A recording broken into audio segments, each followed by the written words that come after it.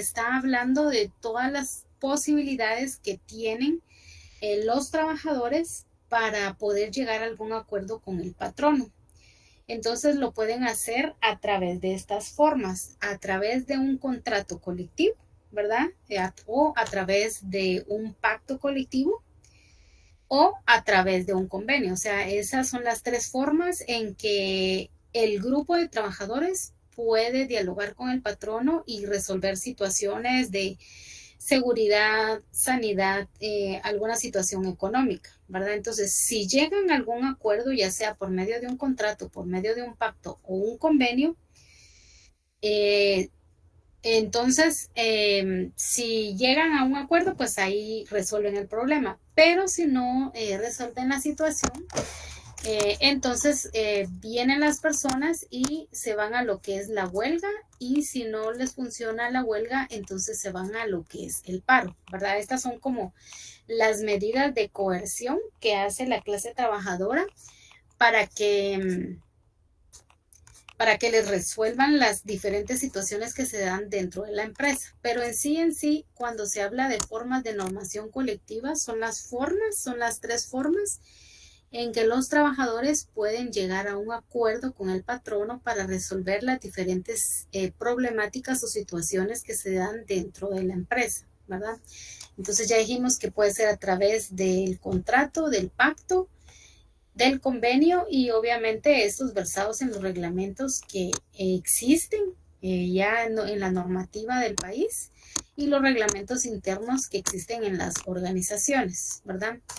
Entonces, acá habla del procedimiento en la resolución de conflictos de carácter económico-social, ¿verdad? O sea, estas formas de normación colectiva surgen con la finalidad de resolver conflictos de carácter económico-social dentro de las organizaciones. Aquí vamos a ver, por ejemplo, si hay alguna situación, se puede arreglar por la vía directa, un arreglo directo, ¿verdad? Presentan sus quejas o solicitudes al patrono, pueden decir, bueno, en esta maquila hay demasiado calor, entonces necesitamos que haya más ventilación. O pueden solicitar, ¿verdad? Un aumento en cuanto al salario, o un aumento en las horas extras, ¿verdad? Alguna solicitud que los trabajadores consideren pertinente, ¿verdad? Entonces, para, digamos, la primera fase, para no hacerlo tan largo, ellos lo que tratan primero es de hacer una conciliación con el patrón, ¿verdad? Entonces, para hacer la conciliación, lo primero que tienen que hacer es presentar su queja o solicitud. Después se hace un comité o consejo ad hoc, que ese comité o consejo ad hoc son personas que representan a este grupo de trabajadores, ¿verdad? Entonces eso no tiene que ser más de tres personas, o sea, puede ser una, dos o tres. Si por ejemplo en el comité o consejo ad hoc fueran tres personas, vienen ellos, hacen un acuerdo, levantan un acta y le dan una copia auténtica a la Inspección General de Trabajo, ¿verdad? En un plazo de ¿cuánto? De 24 horas. Digamos, esa es la forma más fácil de poder llegar a un acuerdo o a una conciliación cuando hay situaciones de tipo económico-social en las organizaciones. Pero también está la posibilidad que ellos presenten su solicitud o su queja y que no lo sea resuelta. Entonces, si no es la respuesta sí, entonces nos vamos a la respuesta de no. Y en la respuesta de no dice que si venimos, presentamos la queja, el comité ad hoc presenta la queja o la solicitud al patrono y este no la resuelve, entonces el comité ad hoc tiene 5 días para dar el aviso a la Inspección General de Trabajo de sus nombramientos y que les fue denegado llegar a algún acuerdo, ¿verdad? Entonces ahí no hay acuerdo. Entonces, eso puede ser, entonces, si no llegan a un acuerdo, entonces una medida de coerción es la huelga o el paro, ¿verdad? Entonces, aquí vamos a ver cuándo se da una huelga o cuándo se da un paro. Acá también en esta diapositiva que se ve en pantalla, también se puede arreglar alguna situación dentro de las organizaciones por medio de un pacto colectivo. Y en el pacto colectivo, pues se presenta un proyecto donde se estipula al patrono, ¿verdad? La autoridad activa. Ese pacto colectivo está normado en el artículo 51 del Código de Trabajo y tienen 30 días para resolver o no llegar a ningún acuerdo, ¿verdad? O sea, siempre van a haber esa posibilidad de que haya quejas o alguna solicitud y que sí se llegue a un acuerdo, que no se llegue a un acuerdo, que se pueda resolver a través de un pacto colectivo o que no se pueda resolver a través del pacto colectivo. Otra forma entonces aquí en esta primera diapositiva se le da énfasis a hacer un arreglo directo, ¿verdad? Hacer algún acuerdo con el patrón.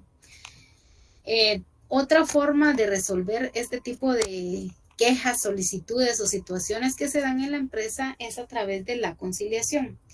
Esta conciliación no debe durar más de 15 días a partir del momento que recibió el pliego de peticiones y eso lo dice en el artículo 393, ¿verdad? O sea, vienen y pueden conciliar con el patrono, ¿verdad? Entonces hacen su solicitud, debe contener los requisitos que están en el artículo 381 del segundo párrafo. No sé si alguien tiene ahí su código de trabajo a la mano para que veamos el artículo 381, segundo párrafo.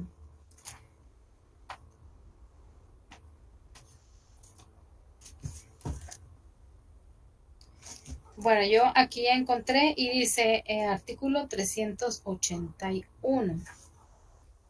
En su segundo párrafo dice, la solicitud debe contener el juez al que se dirija, los nombres, apellidos y demás generales de los delegados, lugar para recibir notificaciones, que debe de establecerse en la población en donde tenga un asiento el juzgado, el nombre de la parte emplazada, dirección en donde debe ser notificada esta, la indicación de que se adjunta por duplicado el pliego de peticiones y la petición de trámite conforme a las reglas de los artículos que preceden. Si la solicitud no llena los requisitos legales, el tribunal de oficio la corregirá mediante acta. Inmediatamente dará trámite a la solicitud. Entonces, si la forma más rápida de conciliar, o como dice acá el título, las formas de la normación colectiva, o sea, las formas en que las personas pueden resolver alguna situación que se esté dando dentro de la empresa, ya dijimos que puede ser a través de algún arreglo directo, algún acuerdo donde no se tenga que ir ante ninguna instancia. Pero si no se logra acortar nada, no resuelven nada, entonces se van a lo que es la conciliación. En la conciliación, ¿verdad? Esta dice que no debe durar más de 15 días, o sea, tienen 2 semanas para mediar con el patrono. Si no llegaron a un acuerdo, entonces se van a la conciliación. Pero la conciliación debe de presentarse ante un juez competente. Y como dice en el artículo 381, dice que la solicitud debe contener el juez al que se dirige, o sea, el nombre del juez, los nombres, apellidos y demás generales de los delegados, lugar para recibir notificaciones, que debe establecerse en la población en donde se tenga un asiento el juzgado, el nombre de la parte para emplazar la dirección en donde deba ser notificada esta, la indicación de que se adjunta por duplicado el pliego de peticiones y la petición de trámite conforme a las reglas de los artículos que preceden, ¿verdad? Si no se hace todo esto que dice en este artículo 381, entonces el juzgado el tribunal a través de un oficio manda a subsanar o a corregir el documento para poderle dar trámite, ¿verdad? Entonces por eso es importante llenar todos los requisitos que piden en el artículo 381, ¿verdad? Entonces acá se presenta el pliego de peticiones, ¿verdad?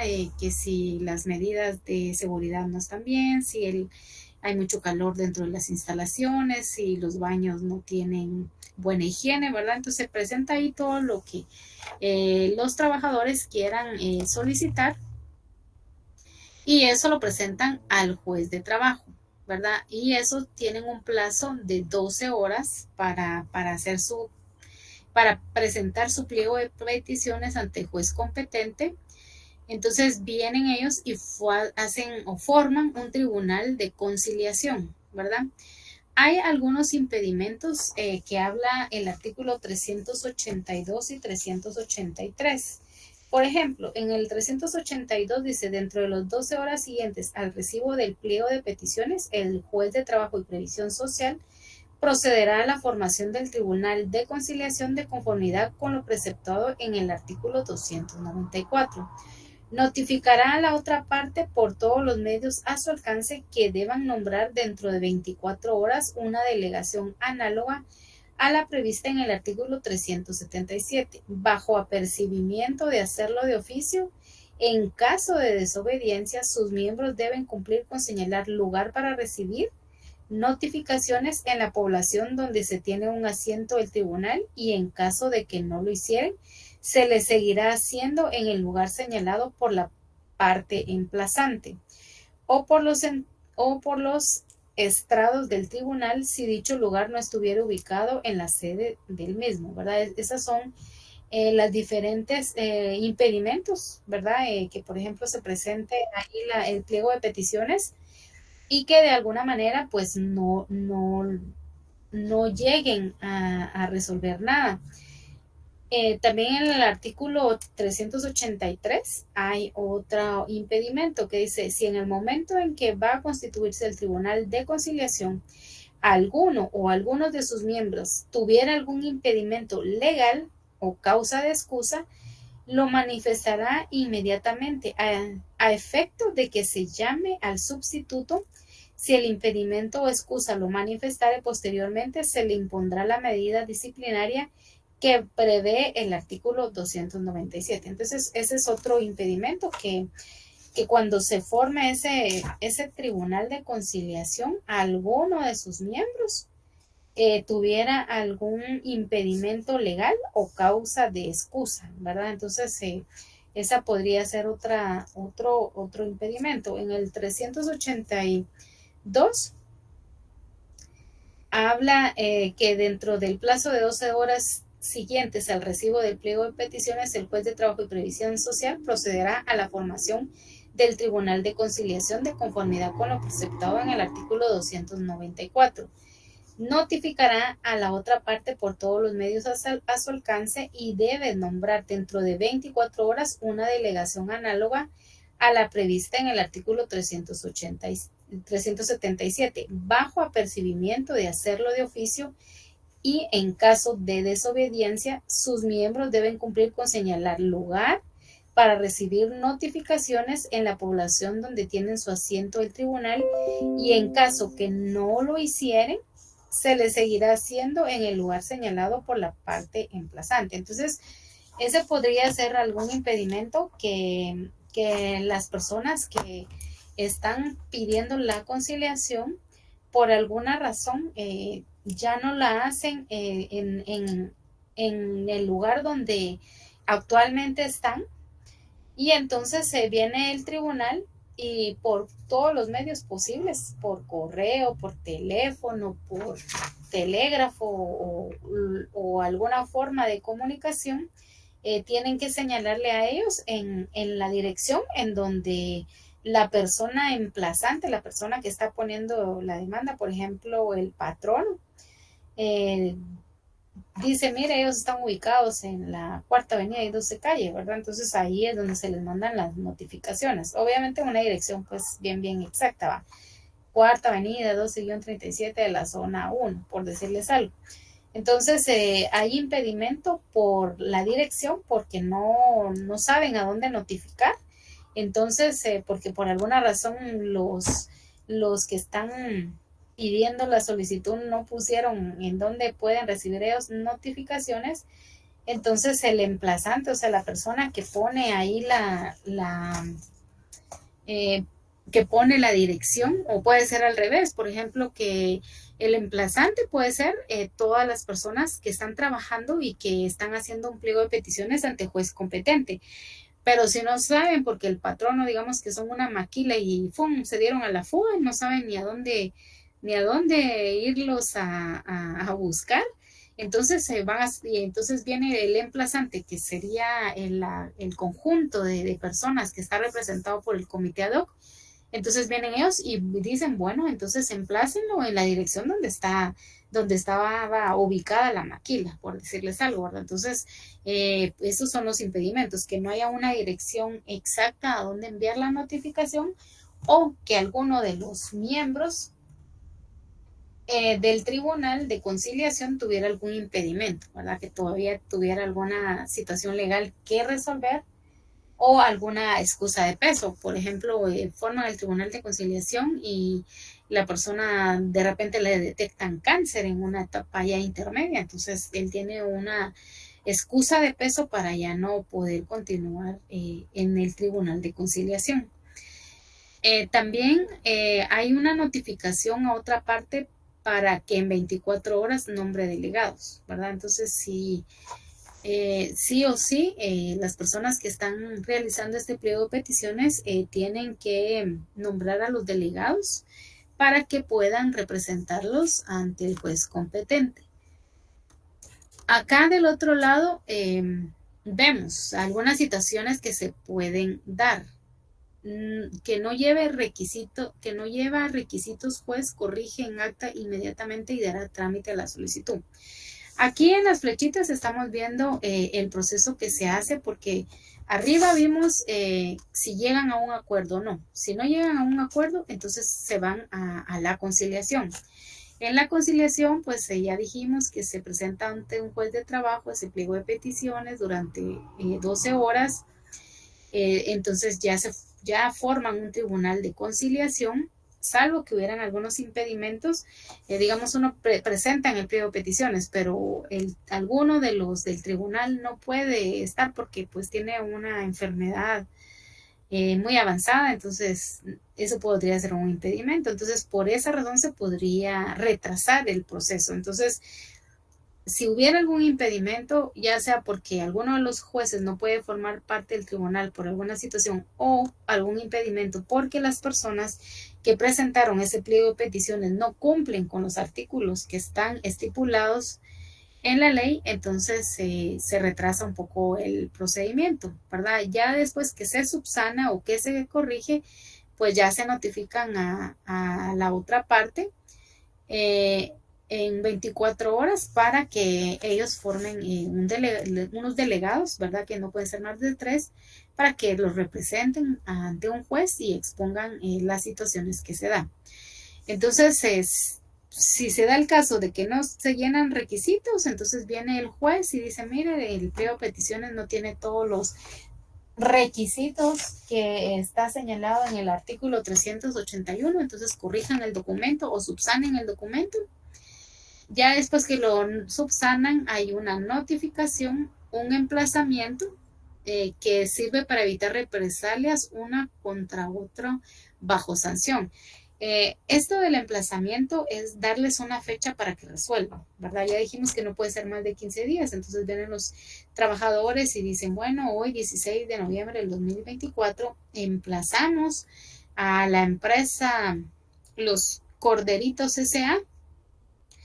para que el 30 de noviembre del 2024 nos resuelvan el pliego de peticiones que hemos expuesto anteriormente ante juez competente, ¿verdad? Entonces, después, si ellos ya le ponen una fecha límite, el patrono sí o sí tiene que responder antes de esa fecha límite. También se puede dar la situación que se despide sin autorización, ¿verdad? Por ejemplo, que en una empresa las personas despidan a alguien sin justificación, sin autorización, simplemente lo hacen. O también algún de reinstalación, por ejemplo, que hayan despedido a alguna persona injustamente, entonces se puede pedir esa instalación por ese incidente que se dio. y después el juez debe resolver reinstalando a las personas en 24 horas, ¿verdad? Si fue un despido injustificado. Aquí esta es la otra parte de lo que se hace en el trámite de la conciliación, ¿verdad? De este lado, acá podemos observar lo que puede pasar y aquí el proceso que se debe de seguir, ¿verdad? Si no logramos llegar a un acuerdo, entonces nos vamos por la vía de la conciliación. Si no se logra la vía de la conciliación, se va a huelga o se va a paro, alguno de esos dos. Entonces, en la vía de la conciliación, ya dijimos, se presenta el pliego de peticiones según lo requerido en el artículo 381, segundo párrafo. ¿Eso a quién se presenta? Ante un juez de trabajo. ¿En cuánto tiempo? En 12 horas. Y después, ¿qué pasa? Se forma un tribunal de conciliación. Notifican también en un periodo de 24 horas y después, declarando competente, el tribunal se reunirá sin pérdida de tiempo. Si no hay ningún impedimento de los que ya leímos en el artículo 282 o 283, entonces ya se declara un tribunal competente. Ellos tienen 36 horas para hacer una cita a la delegación o a los delegados, ¿verdad? A los tres que dijeron, miren, ellos son los que nos van a representar, ¿verdad? Según lo normado en el artículo 384 y 85. Después, en 2 horas antes, se oirán a los delegados, ¿verdad? Van a decir, mire, lo que pasa es que está pasando en la empresa, que no hay agua, los sanitarios están en malas condiciones, ¿verdad? Entonces, el tribunal va a escuchar ese pliego de peticiones. Si no asiste, los hará traer por la policía, ¿verdad? Entonces, digamos que los delegados ya dicen, miren, nosotros somos los que estamos representando a los trabajadores. Les mandan una citación para que se presenten ante el juez competente para escuchar sus solicitudes o el pliego de peticiones. Pero si no lo hacen, si no llegan, entonces por medio de la vía de los policías los van y van a traer a los delegados, a los que figuran como delegados. Siguiendo con el proceso, digamos, de que sí les mandaron las citas a los delegados, que sí se presentaron, entonces el tribunal en acta consignará pretensiones, ¿verdad? Dirá, miren, ellos lo que pretenden es que si hay agua en la empresa, que les pongan agua aunque sea filtrada para tomar, porque hay mucho calor en la maquila. Bueno, en fin, un montón de situaciones. Entonces, el tribunal consigna todo eso, todo lo que ellos pretenden, esas pretensiones. Después llaman a los delegados, a la delegación, y proponen medio o bases de arreglo, ¿verdad? Entonces dicen, bueno, nosotros como tribunal consideramos que el patrono pague la mitad del agua salvavidas y ustedes la otra mitad, solo por decirles algo, ¿verdad? Entonces ellos tratan ahí de proponer qué situaciones, y si sí hubiere arreglo, pues ahí termina la controversia, ¿verdad? Bueno, ya estaban pidiendo agua porque necesitan hidratarse porque en la maquila hay mucho calor, y pues ahí termina el proceso de conciliación, ¿verdad? Firma y cumplimiento del convenio, que no podrá ser menor. Vamos a leer aquí que no es firma y cumplimiento del convenio, que no podrá ser menor de 1 año, ¿verdad? Entonces, si logran resolver por la vía de la conciliación, pues en un término no mayor a 1 año, ya la empresa tiene que dar cumplimiento a esa conciliación. Pero también puede ser el caso de que no resuelvan por medio de un acuerdo, que no resuelvan por medio de una conciliación, ¿verdad? Entonces, si por la vía de la conciliación tampoco resuelven, no se aceptan recomendaciones del Tribunal de Conciliación, ¿verdad? O sea, simplemente le dicen, mire, no, nosotros no queremos proporcionarles todo lo que están pidiendo los trabajadores porque no tenemos la economía para proporcionarlo. Entonces, el tribunal no les va a decir, sí, miren, ustedes como empresa paguen la mitad y ellos que paguen la mitad, porque desde un principio ellos presentan la negativa de que no aceptan el pliego de peticiones, ¿verdad? Los patronos. Entonces se repite el procedimiento, no hay acuerdo, se informa al tribunal, por medio del tribunal, se manda una copia a la inspección de trabajo y pues se dice, ¿verdad? Ahí que cuáles son las causas o conflictos, qué recomienda el tribunal de conciliación, quién aceptó y quién no aceptó. Por ejemplo, puede ser que los patronos propongan algo, pero puede ser que los trabajadores no acepten, o viceversa, puede ser que los trabajadores propongan algo y los patronos no acepten. Y eso está, lo dice en el artículo 389.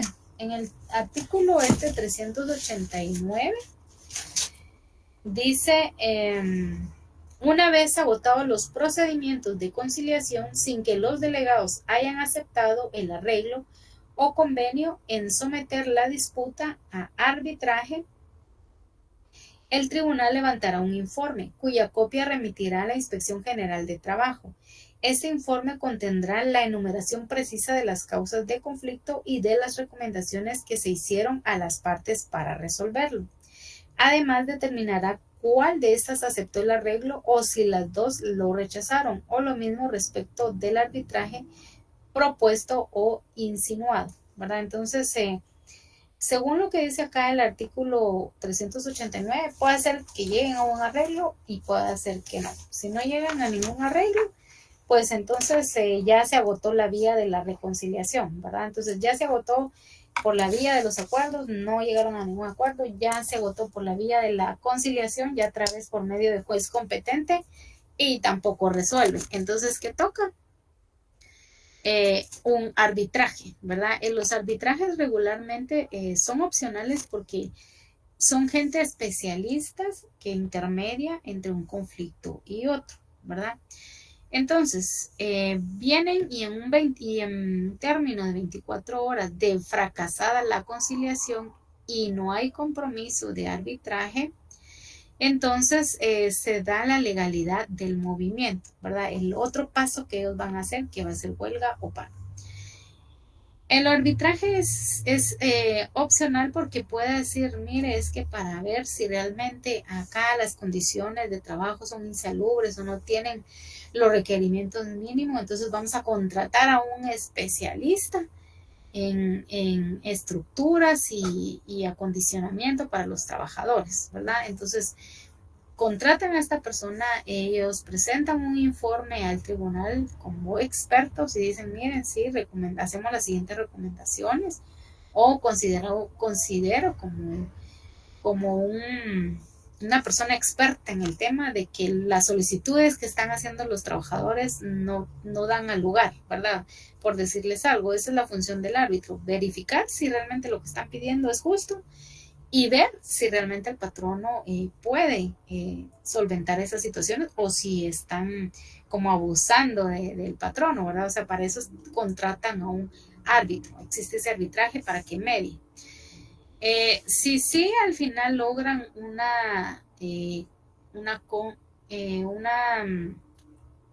solución al problema por medio de un arbitraje, se da una resolución. Y dicen, bueno, el árbitro declaró que sí da lugar el pliego de peticiones o las siguientes peticiones y solicitudes que se hacen, ¿verdad? Se consulta a la sala de trabajo en un tiempo de 20 días, pero toda esta resolución se tarda en realizar en 48 horas. Pero si no se llega a una resolución por medio de un árbitro o del arbitraje, que eso va a durar 20 días, entonces se van a la huelga.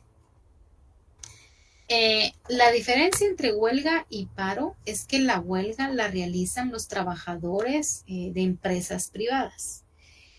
Y la huelga y el paro es lo mismo, o sea, es dejar de trabajar. En la huelga le llaman huelga a las personas que trabajan en la iniciativa privada y que pues dejan de trabajar porque tienen solicitudes o peticiones y que los patronos no se las dan.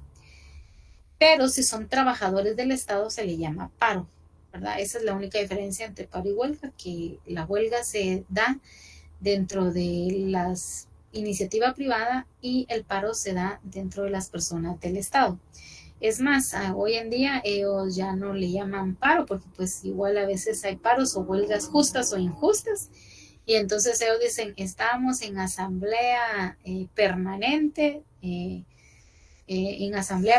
durante cierto tiempo, ¿verdad? Porque ellos saben de que si a veces van a huelga o a paro, dependiendo quién sea, pueda ser injusto y, o sea, por parte de ellos y les pueden despedir. En cambio, si dicen estamos en asamblea permanente, no está tipificado dentro de la ley ni como huelga ni como paro. Simplemente es una forma de decir queremos alegar nuestros derechos. Estoy haciendo énfasis en esto porque seguramente va a venir en el examen preguntas sobre la huelga y el paro. Esas son preguntas de cajón para este final. Entonces, ¿qué es la huelga? Lo dice el artículo 239 del Código de Trabajo. Entonces, vamos al artículo 239 y vamos a ver ahí qué nos dice. Entonces, referente a la huelga, dice la huelga, porque existen diferentes tipos de huelga. Hay huelga justa, huelga injusta, huelga legal. O sea, hay 3 tipos de huelgas y las vamos a ver a continuación. Entonces, en sí, ¿qué es una huelga? Lo dice en el artículo 239. Huelga legal es la suspensión y abandono temporal del trabajo en una empresa. Pero obviamente se van a la huelga previo de haber agotado, llegar a un acuerdo, llegar a una conciliación o a través de un arbitraje. Si ninguna de las 3 funciona, entonces se tienen que ir a huelga. Entonces, por eso se llama huelga legal, porque ya agotaron las otras instancias. Entonces, es la suspensión y abandono temporal de trabajo en una empresa, acordados, ejecutados y mantenidos pacíficamente por un grupo de 3 o más trabajadores, previo cumplimiento de los requisitos que ya establece el artículo 241, con el exclusivo propósito de mejorar o defender frente a su patrono los intereses económicos que sean propios de ellos y comunes a dicho grupo.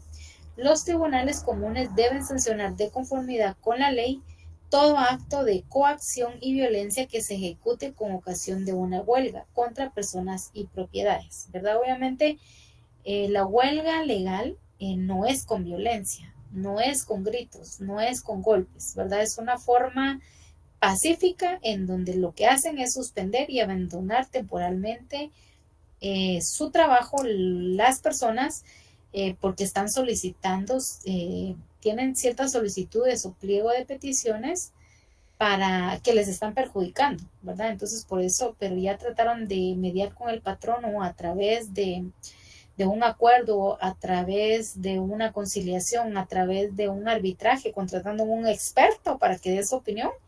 Y si no, entonces ahí sí ya se le podría decir huelga legal, porque ya se agotó todas las instancias. Y también existe la huelga ilegal, que es lo contrario a la legal, obviamente. La huelga ilegal es la que no llena los requisitos que establece el artículo 238, ¿verdad?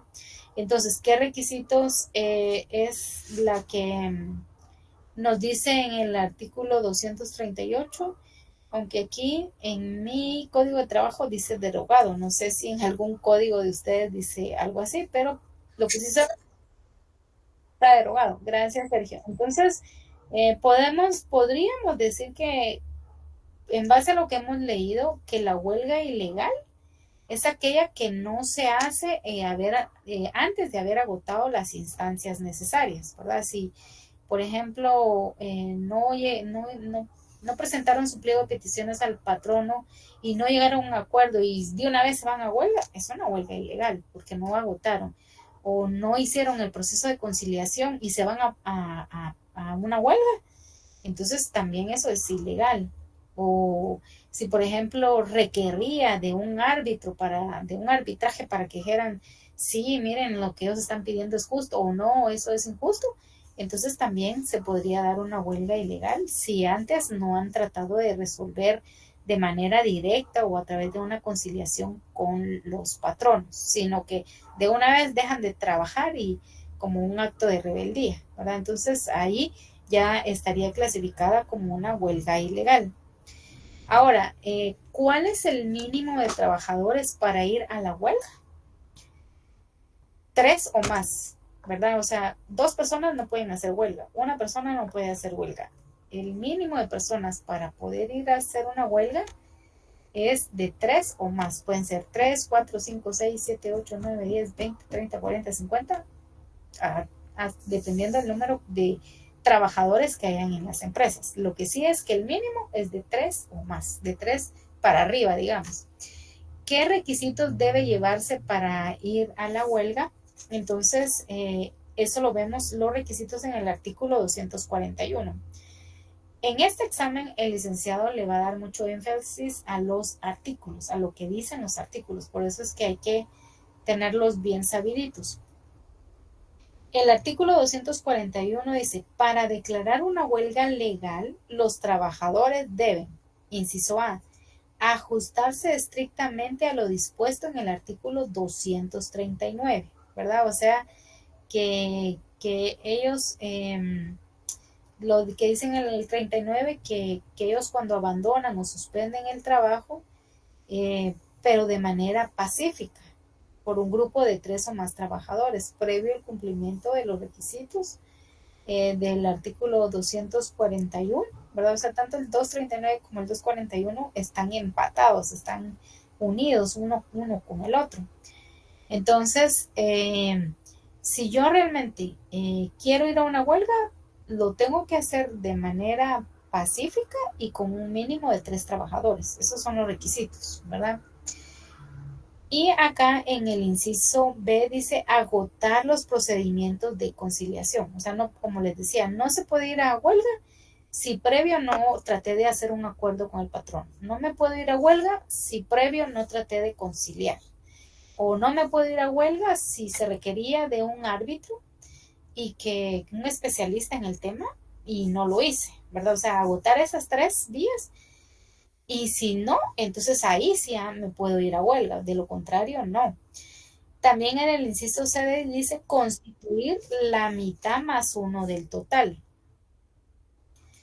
de los trabajadores que laboran en la respectiva empresa, empresas o centros de producción y que han iniciado su relación laboral con antelación al momento de plantearse el conflicto colectivo de carácter económico-social. Para este recuento no debe incluirse los trabajadores de confianza y los representantes y los que representen al patrono. Bueno, en esta parte de acá del artículo 241 que estamos viendo los requisitos para que puedan pasar a una huelga, y ya dijimos, los requisitos son que ya hayan agotado las instancias de un acuerdo, de una conciliación o un arbitraje. Si no se pudo resolver las situaciones por esa vía, entonces se van las empresas o la iniciativa privada a una huelga. Pero para ir a una huelga también, aparte de lo que ya mencioné anteriormente, deben de cumplir el requisito que tienen que ser mínimo 3 o más personas para ir a huelga. 2, haber agotado todos los procedimientos de conciliación. 3, que debe ser la mitad más 1 del total de los trabajadores. Si en una empresa hay 50 trabajadores, la mitad más 1 sería 25 más 1. Deben de haber 26 personas que quieran ir a la huelga, ¿verdad? También se da una situación, digamos, 26 personas se van a la huelga, pero ¿y qué de las otras 24 si es una empresa de 50? Al finalizar esa huelga, y si fue una huelga justa, obviamente, si duró una semana esa huelga, a los trabajadores que estaban en huelgas les tienen que pagar el salario de esa semana. Y a los que no decidieron ir a huelga porque tienen sus propias razones, que no quieren perder el trabajo, necesitan la plata, qué sé yo, a ellos les pagan el doble, o sea, su semana más otra semana más, porque ellos sí fueron a trabajar, ¿verdad? Eso es como un dato curioso. También vemos que existe que es una huelga justa, ¿verdad? Eso está regulado en el artículo 242. Vamos a ver la diferencia entre huelga legal y huelga justa. En la legal es cuando ya agoté las instancias, pero también en la huelga justa, como lo dice en el artículo 242, es justa la huelga cuando los hechos que la motivan son imputables al patrono por incumplimiento de los contratos individuales o colectivos de trabajo o del pacto colectivo de condiciones de trabajo, o por la negativa injustificada a celebrar este último u otorgar las mejoras económicas que los trabajadores pedían y que el patrono esté en posibilidades de conceder. Es injusta la huelga cuando no concurre ninguno de estos motivos, ¿verdad? En la huelga legal, pues obviamente si agotaron las vías de conciliación, de acuerdos, de arbitraje, entonces tienen derecho a irse a huelga. Pero la huelga justa es cuando, digamos, hicieron un acuerdo, un pacto colectivo, un contrato, un convenio con el patrono en donde él decía, miren, a partir del 16 de noviembre les voy a pagar sus horas extras que anteriormente no se las pagábamos. Entonces, si el patrono no cumple con lo que ya había pactado, prometido o se había comprometido, entonces vienen y se van a huelga de una vez, porque ya llegaron a un convenio y el patrono no, no respondió como se había comprometido. Digamos hoy 16 y el lunes van y trabajan y no les pagan las horas extras, entonces ahí ya se pueden ir a una huelga justa, porque se supone que ya habían llegado a un acuerdo, pero no se cumplió. Entonces, por esa razón, los trabajadores se van de una vez a una huelga, pero eso se le llama huelga justa. También tenemos qué sucede con los trabajadores que por su naturaleza del cargo deben laborar. Por ejemplo, imagínense un hospital y en el lado de las emergencias, porque se da, aunque se supone que las instituciones de salud, la policía, los soldados, todos ellos no pueden entrar en huelga. Pero imaginémonos, pero que en Guatemala sí se ha dado, por ejemplo, en el Hospital Roosevelt, que se van a huelga y vienen estas personas y todos los médicos deciden dejar de trabajar porque están en huelga. Colapsaría el sistema de salud en Guatemala porque imagínense la gente baleada, los pullados y la gente que necesita operaciones inmediatas. Por eso es que acá en este artículo habla de que sí o sí se puede ir a huelga, pero no las personas que tienen cargos muy importantes, que depende de la economía, de la salud, que son puestos de confianza, y por esa razón no se puede ir a una huelga si estas personas son vitales, ¿verdad? Como los doctores son vitales en un hospital, que no es que uno diga, por ejemplo, en los hospitales a veces lo que hacen es que unos están en huelga mientras los otros están pues ahí en la emergencia sacando el trabajo y de ahí se rotan en lo que está la huelga. Pero acá en este artículo nos habla muy claro de que no se pueden ir a huelga las personas que son importantes en una organización, ¿verdad? Entonces, acá en el artículo 242 nos habla de que sí va a ser huelga justa si el patrono se había comprometido algo y no se cumplió y los trabajadores deciden entrar a huelga. También nos dice en el segundo párrafo, si la huelga se declara justa, los tribunales de trabajo y previsión social deben condenar al patrono al pago de los salarios correspondientes a los días en que estos hayan holgado, o sea, que no hayan trabajado. Los trabajadores que por naturaleza de sus funciones deban laborar durante el tiempo que dure la huelga tendrán derecho a salario doble. Era lo que yo les mencionaba, ¿verdad? Si por ejemplo de los 50 trabajadores, 26 se fueron a huelga porque dice que debe ser la mitad más uno, a esos 26 y al terminar la huelga, pero como fue una huelga justa, les tienen que pagar esa semana. Pero a los que sí tenían que seguir trabajando porque pues decidieron trabajar o son puestos de confianza o puestos vitales en una empresa, entonces a ellos les pagan el doble del salario. O sea, en lugar de pagarle la semana, les pagan 2 semanas, ¿verdad?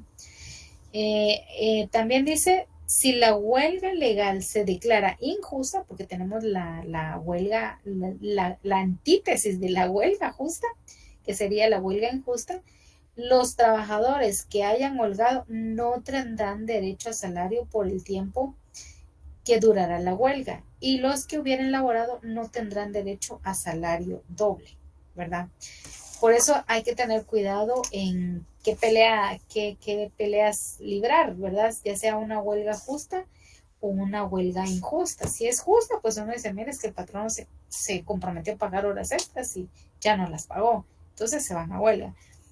Mire, es una huelga injusta cuando, cuando sí el patrono, digamos, dijo, bueno, les voy a pagar las horas extras al doble y las paga, pero pues la gente dice, no, que no la pague al doble, que nos la pague al triple o al cuádruple. Y como ya vieron que accedió el patrono, de una vez se van a la huelga, ¿verdad? Entonces esa es una huelga injusta, ¿verdad? Y si se declara una huelga injusta porque las huelgas justas, obviamente los tribunales de trabajo y previsión social están enteradas de esta situación, porque dicen, mire, es que él nos prometió que nos iba a pagar y ya no lo hizo. Entonces, ellos declaran una huelga justa. Pero si el Ministerio de los tribunales de trabajo y previsión social no declaran una huelga justa, y aún así las personas se van a huelga, dejan de trabajar una semana, a esas personas no les van a pagar nada. Y a los que fueron a trabajar, sabiendo que fue una huelga injusta, igual solo le pagan su semana porque pues fue a trabajar, pero no se las pagan como doble. Solo si se declarara una huelga justa, sí reciben el doble del salario. En la pregunta 6 dice, ¿qué sucede con los trabajadores que por su naturaleza del cargo deben laborar?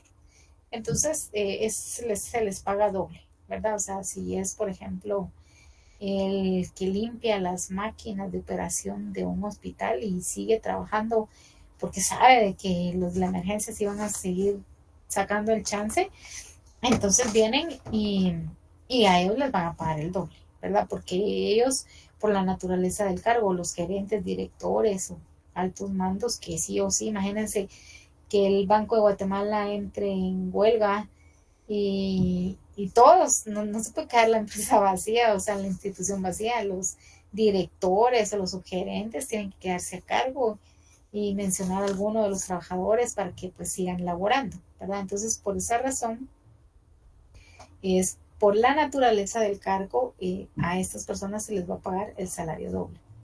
Ahora, ¿quiénes no podrán ir a la huelga? Según el artículo 243, limitaciones para el ejercicio del derecho de huelga. Como les mencionaba, no todos pueden darse el lujo de decir, ya voy a suspender mi trabajo temporalmente, ¿verdad? Entonces, en el artículo 243 dice, no podrá llegarse a la realización de una huelga, inciso A, por los trabajadores de las empresas de transporte mientras se encuentren en viaje y no hayan terminado este. Imagínense que venga carne de exportada de algún país y entran a huelga y viene el señor y ahí se quedó en el kilómetro 15 y va para el kilómetro 50 y se descompone la carne, ¿verdad? Entonces hay situaciones en donde no pueden, donde no se puede suspender.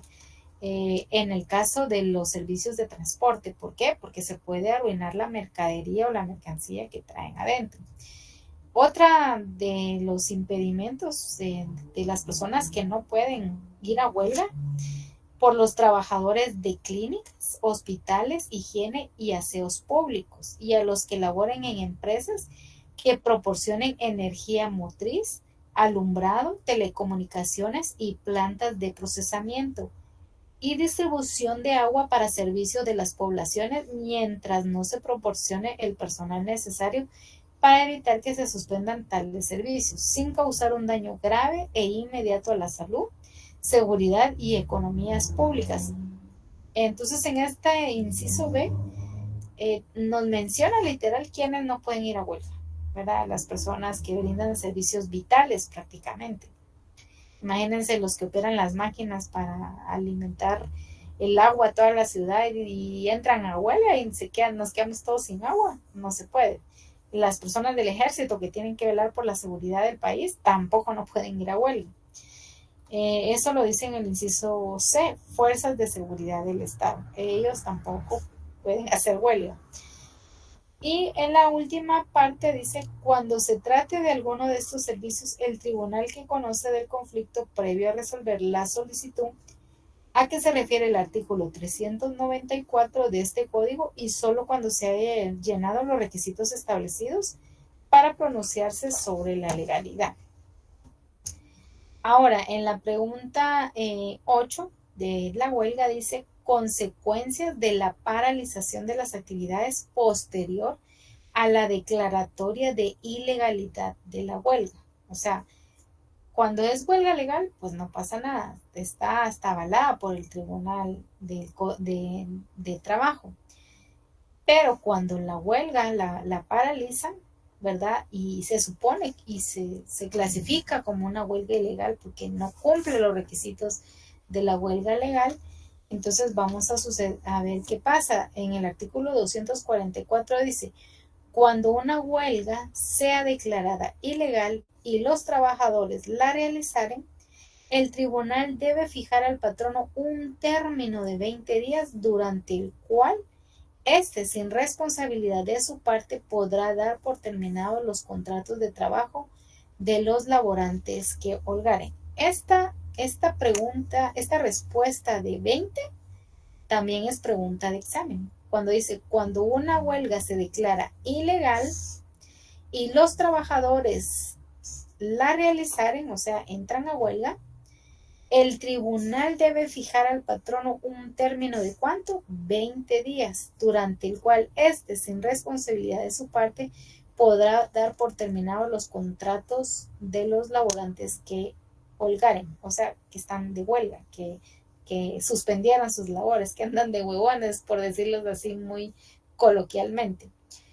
Entonces, si la huelga es declarada justa, pues les tienen que pagar, y los que sí fueron a trabajar les tienen que pagar el doble. Ya vimos que hay ciertas personas que tienen funciones vitales en el país que no pueden ir a huelga. Pero, ¿qué pasa si la huelga se declara ilegal y aún así la gente, el tribunal de trabajo no ha dado el consentimiento que es una huelga legal y aún así se van a la huelga?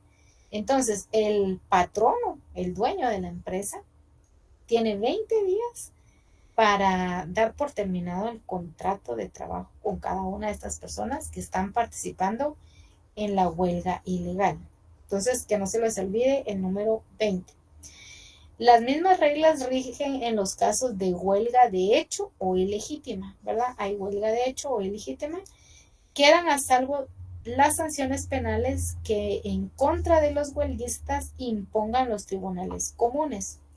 Los nuevos contratos que celebre el patrono no pueden contener condiciones inferiores a las que en cada caso rigieron antes de realizarse el movimiento de huelga, ¿verdad? Entonces, ya sabemos que si declaran una huelga ilegal, el patrono tiene 20 días para dar por terminado el contrato de trabajo con las personas que están participando en esa huelga ilegal. Otro tema importante, y con eso vamos a terminar el repaso de hoy. Quería ver lo del examen, pero mejor se los voy a mandar porque en realidad no he revisado las respuestas. Solo le di copy-paste a las preguntas, a las posibles preguntas que vienen en el examen final. Entonces, al finalizar me voy a quedar viendo si lo que respondieron es correcto, ¿verdad? Porque pues ahorita yo solo le di copy-paste, no sé si en realidad está correcto o incorrecto, pero como ya estamos leyendo los artículos del Código de Trabajo, entonces ya a la hora de que miremos el examen va a ser un poco más fácil responderlo. Pero eso de plano lo vamos a tener que continuar el día de mañana. Para terminar, vamos a ver qué sucede cuando se da un paro, que como les decía anteriormente, la diferencia entre paro y huelga es que en la huelga es para la iniciativa privada y se le llama paro para las personas del Estado.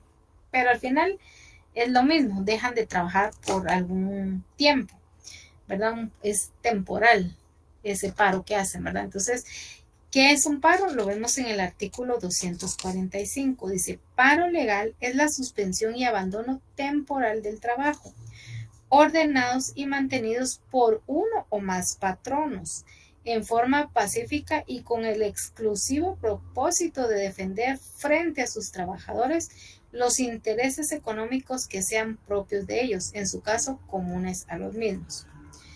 La huelga lo hacen los trabajadores y el paro lo hacen los patronos, paro de patronos, ¿verdad? Entonces, tal vez una similitud para decir, bueno, el paro, ¿quién los hace? Los trabajadores, no, el paro lo hacen los patronos.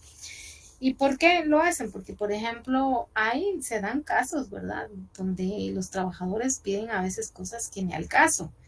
Entonces, dicen, mire, nosotros no queremos ganar el sueldo mínimo, aumentennos 1,000 más, y eso no se puede. Entonces, el patrono puede declararse en paro, pero como dijimos, al igual que la huelga, de forma pacífica. ¿Con qué propósito? De defender los intereses obviamente, del patrón, del dueño.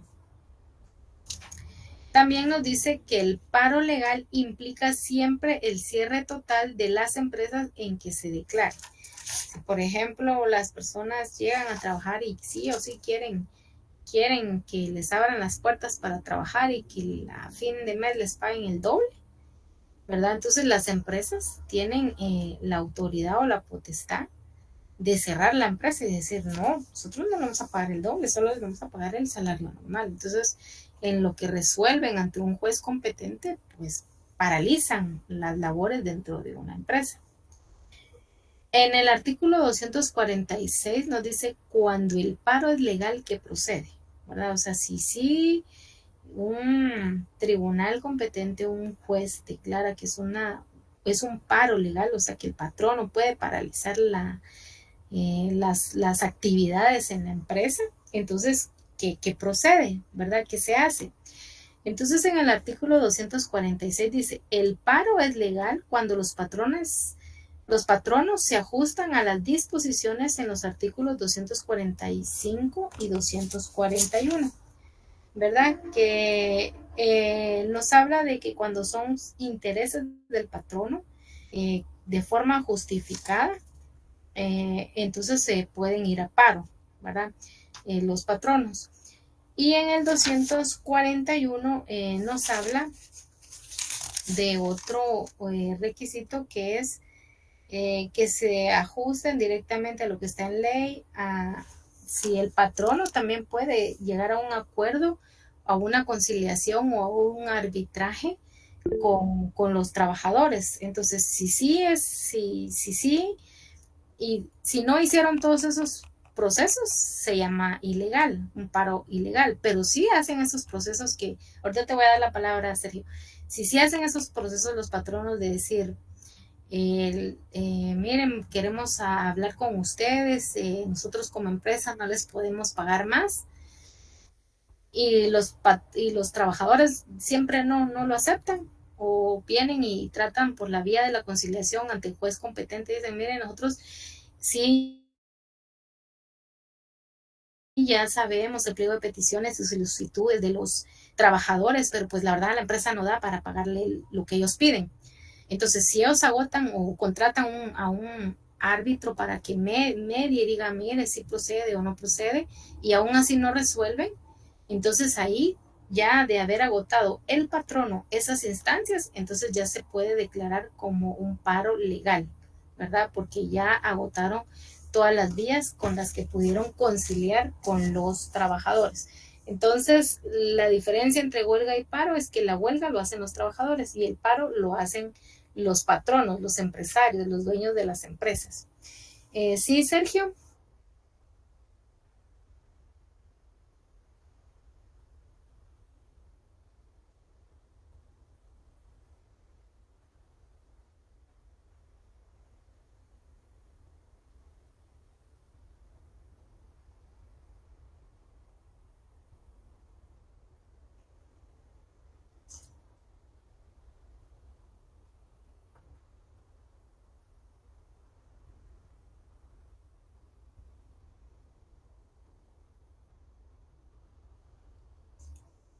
Muchas gracias ahí por tu aporte, Sergio, muy, muy oportuno. Continuando ya dijimos que hay huelga y paro. Hay huelga legal y huelga ilegal. Hay huelga justa y huelga injusta. Hay paro legal, hay paro ilegal, hay paro justo y hay paro injusto, ¿verdad? Entonces hay que tener bien claro cuándo se le puede llamar de determinada forma, ¿verdad? Entonces, en conclusión, si no hacen, como comentaba Sergio, la vía de la conciliación, de llegar a un acuerdo, entonces es ilegal que vayan a paro o a huelga. Pero si sí han hecho todo ese tipo de acuerdos o conciliaciones y aún así ni patronos ni trabajadores llegan a algún acuerdo, entonces ahí sí pueden ir a un paro o a una huelga justa, ¿verdad? Le llaman huelga justa cuando sí han llegado a un acuerdo, digamos que la huelga la piden los trabajadores, llegan a un acuerdo con el patrono, pero este lo incumple, entonces ahí ya se vuelve huelga justa, porque ya habían convenido en algo y aún así el patrono dijo sí, pero al final siempre no cumplió. O se le llama paro justo cuando los patronos habían convenido con los trabajadores, decir, miren, no les vamos a pagar el doble digamos, ustedes quieren que les paguemos las horas extras al triple, pero la verdad no podemos, se los vamos a pagar al doble. Entonces, pero aún así vienen los trabajadores y dejan de trabajar porque quieren que a ley les paguen las horas extras no al doble, sino al triple. Entonces viene el patrón y dice, no, cerramos las puertas, ya no vengan a trabajar porque nosotros no les podemos pagar. Entonces ahí ya se determina que es un paro justo, porque ya se supone que habían llegado a un arreglo con los trabajadores, más estos no lo cumplieron y entonces ahí ya se le puede llamar un paro justo, ¿verdad? Y eso pues obviamente está legislado en el artículo 252, dice, para paro justo es aquel cuyos motivos son imputables a los trabajadores e injusto cuando son imputables al patrono. Si los tribunales de trabajo y previsión social declaran que los motivos de un paro legal son imputables al patrono, este debe pagar a los trabajadores los salarios caídos a que se refiere el inciso B del artículo anterior. Y en caso de paro legal, declarado justo por dichos tribunales, procede el despido de los trabajadores sin responsabilidad para el patrón. Por eso es que hay que tener cuidado si es una huelga justa o una huelga legal. Si es una huelga injusta o un paro injusto, pues la verdad no conviene participar en ese tipo de situaciones porque al final lo que incurren es en despidos, ¿verdad? Y despidos justificados. También nos habla de las consecuencias de la suspensión de actividades, ¿verdad? Ya sea porque se dé de manera legal, ilegal o un paro de hecho. Entonces, las consecuencias, si hay una huelga legal o un paro legal, obviamente la consecuencia es que sí les van a pagar a las personas que, digamos, la huelga la hicieron durante una semana, sí les van a pagar.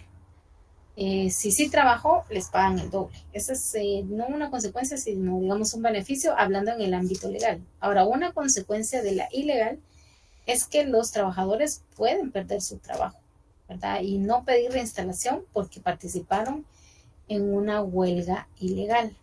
O igual, si el patrono hizo un paro, ¿verdad? De manera ilegal, también los pueden multar, sancionar o cerrar la empresa porque no están cumpliendo con lo que ya habían pactado.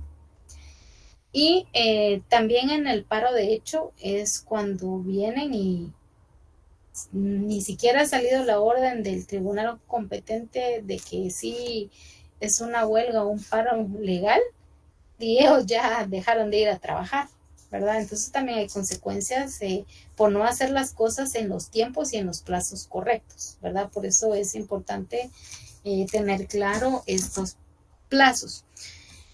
No sé si quieren que le demos solo una leída al examen. Como les digo, yo la verdad no he revisado las respuestas, solo les di el copy-paste, solo para tener como una idea. Sí, Sergio.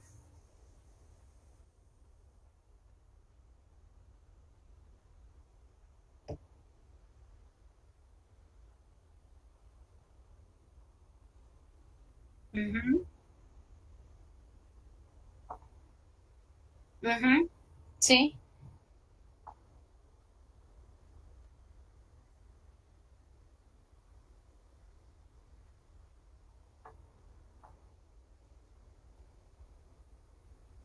Sí, es que de hecho esas fueron las preguntas que se trabajaron en grupo, que el licenciado nos dejó en el segundo parcial, que las trabajáramos en grupo y él dijo que es de esas preguntas, de todas las que se mandó, él seleccionó esas y dijo que esas eran las que venían en el examen. O sea, paro y huelga yo siento que son preguntas de cajón en este examen, o sea, sí le va a dar mucha importancia a eso, por eso es que me estoy dando el tiempo de explicar qué es huelga, qué es paro, cuándo es justo, cuándo es injusto, cuándo es legal, cuándo es ilegal, eh, porque en este examen que también Aldo envió, vienen de estas preguntas.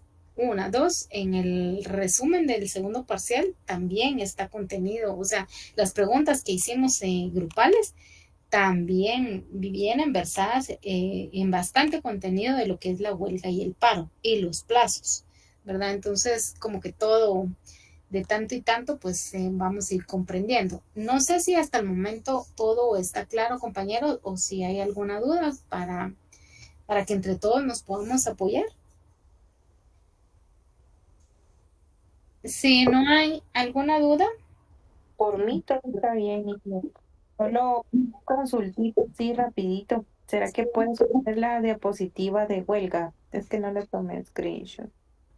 va, si gustan, me escriben y yo con mucho gusto les puedo pasar este documento de las diapositivas. Ujú. Ujú. Huelga, ¿De qué querés? ¿El paro o de huelga? de huelga. De No, huelga. Va, huelga. aquí está la de huelga, ¿eh? Ah, muchas gracias. Bueno. De las preguntas y todo que se hizo en mesa redonda, eso pues el licenciado dijo que lo hacía para que nosotros estudiáramos los artículos. Ujú. Fuimos ahí con Valencia, si no estoy mal, del grupo que está aquí ahorita. Creo que Valencia estaba con, sí, Valencia está. Sí, Entonces sí, dijo que era para que nosotros empezáramos a estudiar los artículos de esos temas que estábamos viendo, que ya al menos ya no dio clases porque también ya íbamos a entrar al segundo parcial, ¿verdad? sí, Pero sí, sí dijo de que posiblemente iba a escoger una de unas cuantas preguntas de ese trabajito que hicimos ese allá. trabajo. Y si se dan cuenta, versa de huelga y paro, ¿verdad? O sea, de ahí las que mandaron al final son de huelga y paro las preguntas. Ujú, correcto. Sí, Claudia. Buenas noches a todos. Solo con una consulta, ¿de qué trabajo hablan, chicas? Es que un día que recibimos clases, no recibimos clases, sino que el licenciado dijo que hiciéramos grupitos. Partió la mitad de un lado y la mitad del otro y un grupo se encargó de hacer unas preguntas y el otro grupo otras. Ujú. Y eso lo hicimos en el segundo parcial, ya casi al final. Y eso tenía punteo. No recuerdo Sí. cuánto costaba ese trabajito. Y entonces, digamos, si estabas en el grupo, pues entonces ahí se ponía tu nombre. Pero yo recuerdo que si estabas, Claudia, que si te agregamos ahí en el listado. Y se le pasó el listado de las preguntas y el listado de las personas que trabajaron en esa Es que actividad. fíjate que no recuerdo yo haber estado en una clase así donde se han trabajado esas preguntas. No, es que no fuiste ese día. De hecho, yo tampoco no Ah, fui. también. A mí solo me hicieron favor de Agregarte. agregarme y yo pasé el listado de todos los del grupo que no fuimos ese día, pero que sí nos hicieron favor de agregarnos. Y Qué yo, buenísimo. Gracias, Nínive. Y ujú, gracias a quien hizo también el listado. No sé quién fue, ¿verdad? Pero Sí, la licenciada Letona fue la que al final hizo favor de pasarlo todo, de hacer el consolidado. Ay, tan linda. Ujú. Y eso valía puntos para el segundo parcial o para ahorita para el final. No para el segundo. Ah, Pero al final, saber si nos pondría puntos o no el licenciado, yo ya ni vi, la verdad. Por eso le mandó el listado, sí, no sabemos, pero, ¿verdad? pero no Ah, ok. sabemos si de Y repente, de pero esas, ujú. entonces esas preguntas son las que están incluidas en el documento que tú enviaste. Sí, Ok, exactamente. Ajá.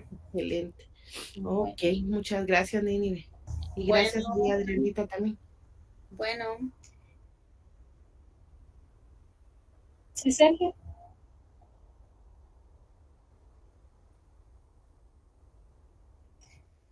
Pues yo la verdad ya ni le seguí, yo ya ni le seguí la pista, yo solo sé que él dijo que hiciéramos las preguntas y que le mandáramos un listado, pero no sé si eso, yo pienso que no, que al final no valió puntos, pues, porque yo solo nos puso a trabajar, pero en parte estuvo bien porque es una forma obligada de trabajar, ¿va? Vale. Bueno, ahora en relación al trabajo que publicó, el examen que publicó Aldo, que sí es muy similar por lo menos el segundo parcial, yo lo vi bastante, muy enfocado a lo mismo que les examinó a ellos el año pasado. Entonces, solo hay que tener cuidado en cómo pone el licenciado las preguntas, porque digamos, no es lo mismo decir ella es casada a decir ella se casó o ella ya no es casada. O sea, esa palabrita modifica totalmente la pregunta. Si yo digo ella es casada, pues sí es casada, pero si yo digo ella ya no es casada, me modifica totalmente la postura de la persona. Entonces, en eso es lo que tenemos que tener cuidado, porque yo observé que venían las mismas preguntas, solo que con una palabrita que nos cambiaba. Entonces no hay que confiarnos, hay que leer bien y estar seguro de lo que vamos a contestar, ¿verdad? Porque yo en ese sentido donde fallé, porque yo decía, verdadero, verdadero, pero no leí bien esa no es o sí es, y ahí ya pues uno él no le va tan bien en el examen. En la pregunta uno dice, ¿el contrato colectivo puede ser celebrado entre un grupo coaligado o un sindicato con uno o varios patronos con el objeto de establecer las condiciones de prestación de servicio? ¿Verdadero o falso? No sé qué opinan ustedes, no sé si alguien opina falso o si todos estamos de acuerdo en verdadero.